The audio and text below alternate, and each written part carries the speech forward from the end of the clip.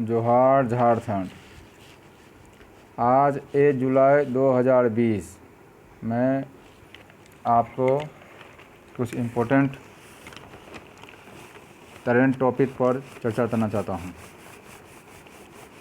जैसा कि आप जानते हैं कि आज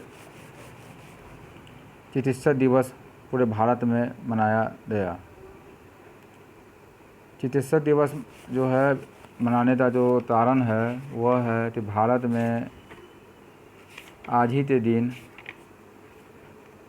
1991 से चिकित्सा दिवस डॉक्टर बिधान राय चंद्र की जयंती और पुण्यतिथि पर जो CM भी बंगाल के रह चुके थे उनके उपलब्धि में मनाया जा रहा है।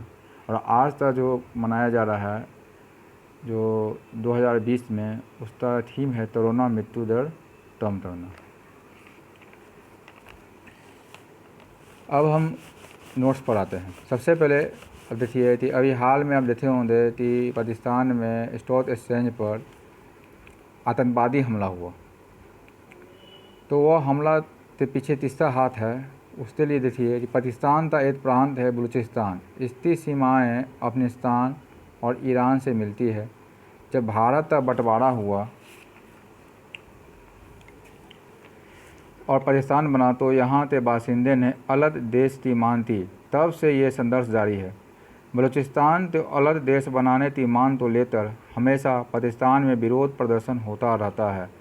बलूचिस्तान लिबरेशन आर्मी ने पाकिस्तानी सेना के कई चेक पोस्ट पर कब्जा कर लिया है। इस संगठन में 2 मुख्य कबीले मारी और बुर्ती तो लड़ाते शामिल हैं।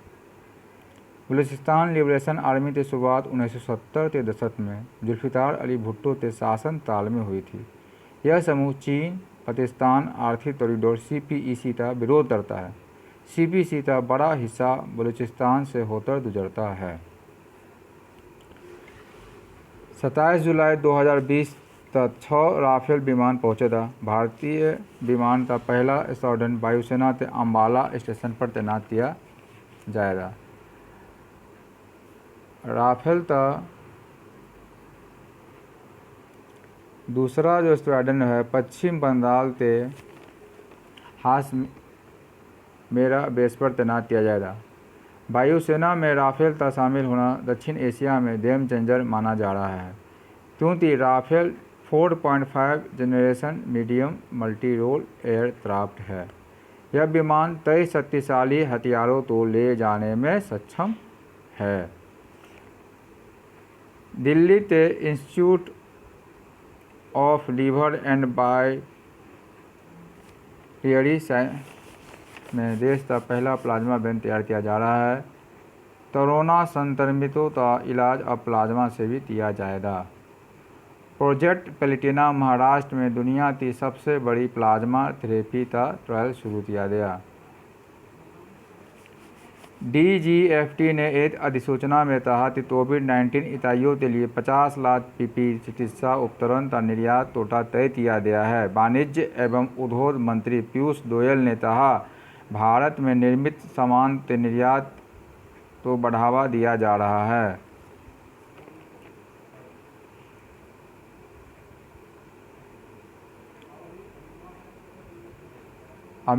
अमेरिका जर्मनी में तैनात 52,000 अमेरिकी सैनिकों में से 9500 सैनिक तो एशिया में तैनात करेगा।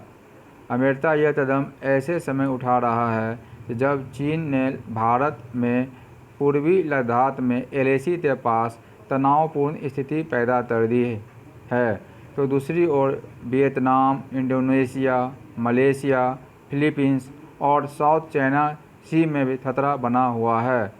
पूरे एशिया में चीन के चारों ओर 2 लाख से ज़्यादा अमेरिकी सेना के जवान हर वक्त मुस्तैद हैं और किसी भी अप्रत्याशित हालात से निपटने में भी सक्षम हैं। अमेरिका हिंद महासागर स्थित सैन्य ठिकाने डियो गार्सिया पर पहली बार में 9500 सैनिकों को तैनात करेगा। इसके अलावा ताइवान भी अपने यहाँ सेना तैनाती के लिए जगह दे सकता है।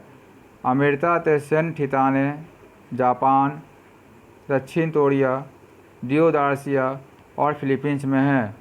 अमेरिका ने पहले ही ताइवान के समीप अपने 3 न्यूक्लियर एयरक्राफ्ट कैरियर की तैनाती कर दिया है।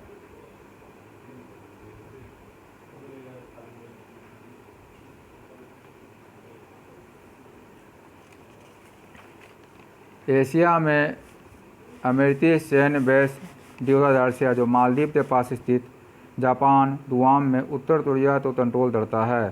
ताइवान, अफगानिस्तान, सिंगापुर, एशेन द्वीप और तजाकिस्तान में ट्रेनिंग बेस है। ब्राज़ील में चमती 700 किलोमीटर लंबी बिजली 31 अक्टूबर 2019 को चमकी तथा 16.73 सेकंड तक अर्जेंटीना में 4 मार्च 2019 को हुई, जो एक रिकॉर्ड है। यह घोषणा संयुक्त राष्ट्र की एक मौसम एजेंसी ने की। स्विस बैंक में पैसा जमा करने वालों में भारत का हिस्सा 0.06% के साथ 77वें स्थान पर है। टॉप 5 देश स्विस नेशनल बैंक ने जारी किया वार्षिक बैंकिंग आंकड़ा। उसमें टॉप में ब्रिटेन, सेकंड में अमेरिका, थर्ड में वेस्ट इंडीज़, 4 में फ्रांस, 5 में हांगकांग, 22वां स्थान चीन था, 99वां स्थान पाकिस्तान था, 25वां स्थान बांग्लादेश था, 118वां स्थान नेपाल था और 148वां स्थान श्रीलंका था, 196वां भूटान था है।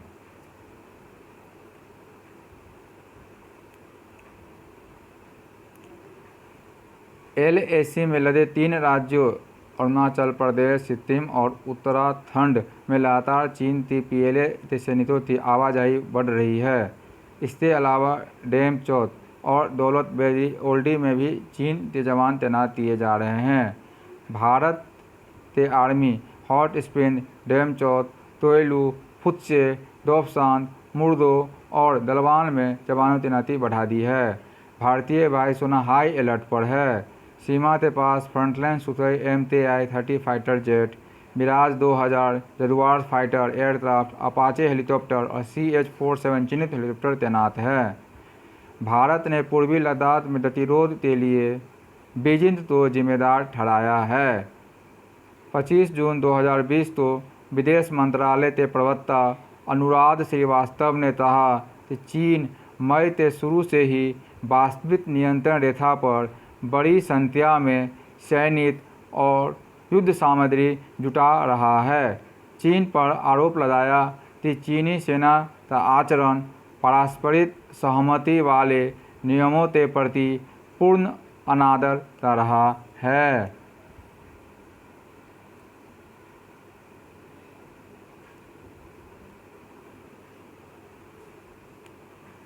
श्रीवास्तव ने कहा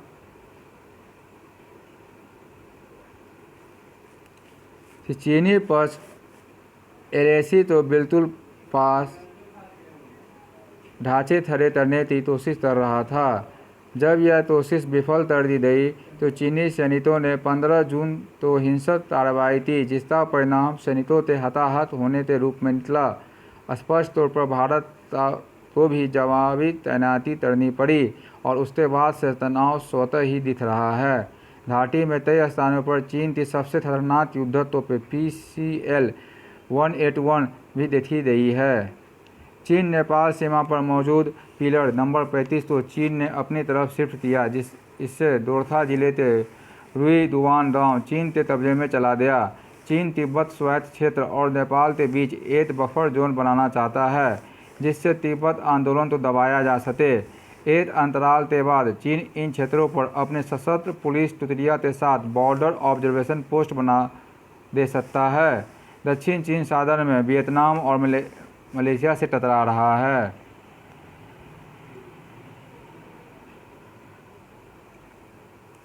भूटान ने असम में बक्सा जिले में सिंचाई का पानी रोक दिया है।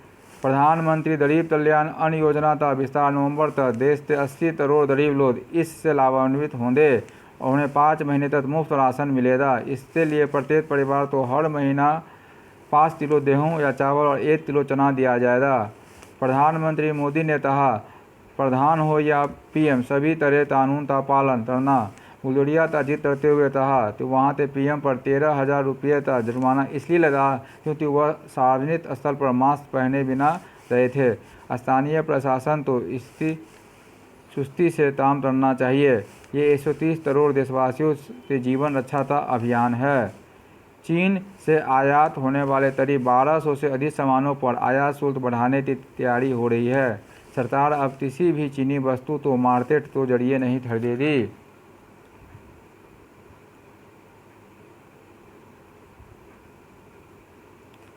केंद्रीय उपभोक्ता मामलों के मंत्रालय ने सरकारी विभागों को सरकारी ई मार्केट प्लेस जेम अथवा किसी अन्य सोर्स से चीनी सामान नहीं खरीदने का निर्देश जारी किया। क्या प्रस्ताव है? चीन से आयातित सोलर मॉड्यूल पर कस्टम ड्यूटी बढ़ाकर 25% और सोलर सेल्स पर 15% किया जाए। 3 दस्तों से चीन का निर्यात 30% की दर से बढ़ा, जबकि आयात 45% की दर से। इससे व्यापार घाटा भी लगातार बढ़ता गया। 2019-20 के दौरान चीन से 65.1 अरब डॉलर का आयात किया गया, जबकि इसी दौरान सिर्फ 16.6 अरब डॉलर का निर्यात किया गया। यानी एक वर्ष में भारत चीन व्यापार में 48.5 अरब डॉलर का व्यापारिक असंतुलन रहा। प्रभाव: अधिकतर मोबाइल इलेक्ट्रॉनिक्स के सामान या उनके पार्ट्स चीन से आते हैं। पैरासीटामोल जैसी दवाएं भी चीन से आ रही है। सस्ते आयात से लुधियाना का हौजरी उद्योग, साइकिल उद्योग, फिरोजाबाद का कांच उद्योग, मुरादाबाद का पीतल उद्योग और बनारस में रेशमी साड़ी उद्योग में प्रभावित हुए हैं। टीवी पैनल के आयात में कमी होगी तो दाम बढ़ेंगे। वाणिज्य और उद्योग मंत्रालय के आंकड़ों के मुताबिक उर्वरक को छोड़कर बाकी सभी 7 प्रमुख क्षेत्रों कोयला, कच्चा तेल, प्राकृतिक गैस, रिफाइनरी उत्पाद, इस्पात, सीमेंट और विद्युत का उत्पादन मई 2020 में घटा। इस दौरान कोयला उत्पादन में गिरावट 14%, विद्युत में 15.6%, प्राकृतिक गैस में 16.8%, रिफाइनरी उत्पाद में 21.3%, सीमेंट में 22.2% और इस्पात में 48.4% रही। चालू वित्त वर्ष से पहले 2 माह अप्रैल मई में बुनियादी उद्योगों का उत्पादन बीते साल की तुलना में 30% कम रहा। पिछले साल इसी अवधि में इनका उत्पादन 4.5% बढ़ा था। औद्योगिक उत्पादन सूचकांक में इन 8 बुनियादी उद्योगों की हिस्सेदारी 40.27% है।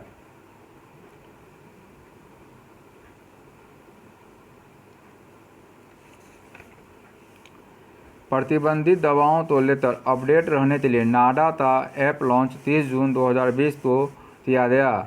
इस ऐप से खिलाड़ी प्रतिबंधित पदार्थों की सूची दे सकेंगे और उन्हें मदद के लिए किसी पर निर्भर नहीं रहना होगा। इस ऐप में यह भी जानकारी होगी कि आमतौर पर इस्तेमाल की जाने वाली किसी दवा में नाडा की प्रतिबंधित सूची में शामिल कोई पदार्थ तो नहीं है। साल 2017-18 के दौरान भारत में 74 एथलीट डोप टेस्ट में पॉजिटिव पाए गए, जबकि 18-19 में संख्या दोगुनी से ज़्यादा होकर 187 तक पहुंच गई। अगले साल 2023 में टोक्यो में ओलंपिक गेम्स होने वाले हैं और डोप के बढ़ते मामले विश्व पटल पर भारत की शर्मिंदगी का कारण बन सकते हैं। बॉर्डर पर तनाव दूर करने के लिए चल रही बातचीत के बीच चीन नई साजिश पर उतर आया है। सैटेलाइट तस्वीरों के मुताबिक पैडोंग से जहां पर चीनी सेना ने घुसपैठ की है, वहां अब वे अपने कब्जे को जाहिर करने की नई तरकीबें लगा रहे हैं। तस्वीरों में दिख रहा है कि चीन ने पैडोंग में फिंगर 4 और 5 के बीच अपने देश का बड़ा सा मैप उकेरा है। पास ही एक निशान भी बनाया है जो सैटेलाइट ने कैप्चर किया है। झील के किनारे मौजूद पहाड़ियों को फिंगर्स कहते हैं। भारत के मुताबिक फिंगर 1 से 8 तक पेट्रोलिंग का अधिकार उसके पास है, जबकि चीन फिंगर 4 तक अपना इलाका मानता है। फिंगर 4 के पास दोनों देशों की सेनाएं कई बार भिड़ चुकी है। चीन ने भूटान के सततेन वन्यजीव अभयारण्य की जमीन पर अपना हक जताया है। वहीं भूटान ने चीन की इस चाल पर कड़ी आपत्ति जताई है। उसने कहा, सततेन वन्यजीव अभयारण्य भूटान का एक अभिन्न और संप्रभु क्षेत्र है। भारत ने भी भूटान के पक्ष लिया है।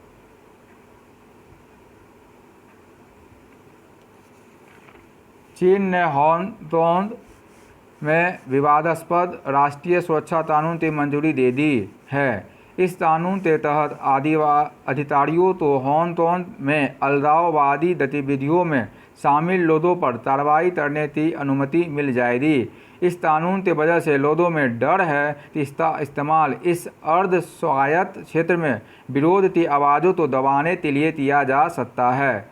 संसद की अस्थायी समिति ने सर्वसम्मति से होन के लिए राष्ट्रीय सुरक्षा कानून को मंजूरी दे दी।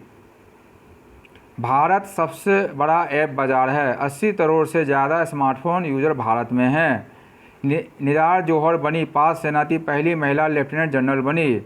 अमेरिकी राष्ट्रपति पद के चुनाव के लिए डेमोक्रेटिक उम्मीदवार जो बाइडेन ने अपने डिजिटल चीफ ऑफ स्टाफ के तौर पर भारतीय मूल की अमेरिकी मेधा राज को नामित किया है। यह पद उनके चुनाव अभियान से बहुत महत्वपूर्ण है, जो कोरोना के कारण पूरी तरह से डिजिटल रूप से ही चलाया जा रहा है। सीबीडीटी के अनुसार वित्तीय वर्ष 2019 और 20 के लिए आयकर रिटर्न दाखिल करने की समय सीमा को 30 नवंबर 2020 तक के लिए बढ़ा दिया गया।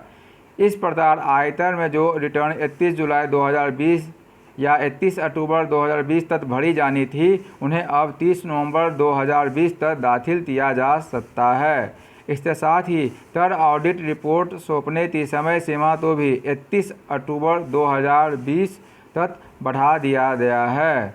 केंद्र सरकार ने आधार कार्ड को पैन के साथ जोड़ने की समय सीमा को 31 मार्च 2023 तक बढ़ा दिया है। अगर आपने इस अवधि तक आधार को पैन से लिंक नहीं कराया तो आपका पैन कार्ड रद्द हो जाएगा।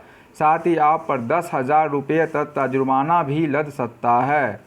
सरकार डीजल पर 256 और पेट्रोल पर 250% कर लेती है, जिसके कारण दोनों में दाम तेज़ी से बढ़ रहा है।